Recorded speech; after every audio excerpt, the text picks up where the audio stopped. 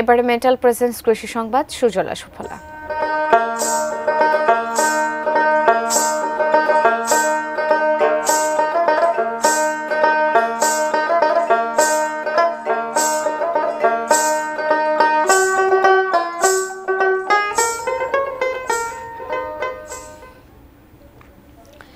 কুড়িগ্রামে এবার সরিষার বাম্পার ফলন হয়েছে।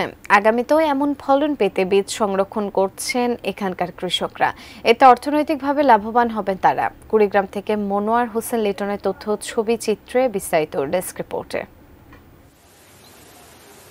কুড়িগ্রামে দিগন্ত জোড়া চোখ জুড়ানো হলুদের সমারোহ।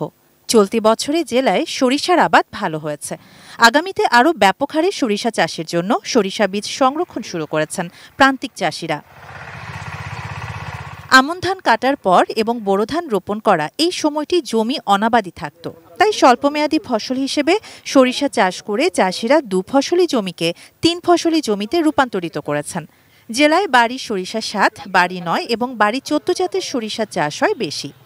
দুর্বল গাছগুলো তুলে ফেলি এবং সবল গাছগুলো রাখার পর 10 দিন আগে সালফার দিয়ে স্প্রে করে দিয়ে বীজ সংগ্রহ করি। বাড়ি 14টায় উচ্চ ফলন দেখা যাওয়া লাগছে। আগে কোনো কর্ম ছিল না, এখন এই সরিষার আবাদ হওয়াতে আমরা সুন্দর মা বোনেরা কর্ম করতেছি।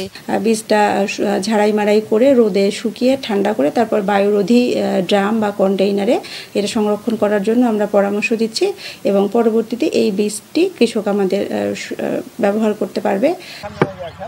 তেল আমদানি নির্ভরতা কমাতে সরকারি বেসরকারিভাবে কৃষকদের সরিষা চাষে প্রশিক্ষণ ও সহায়তা দেওয়া হচ্ছে।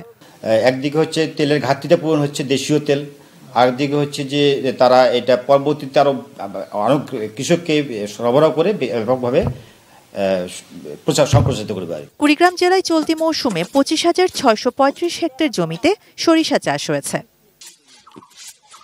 শাহানা জাহান, ডেস্ক রিপোর্ট, ATN নিউজ।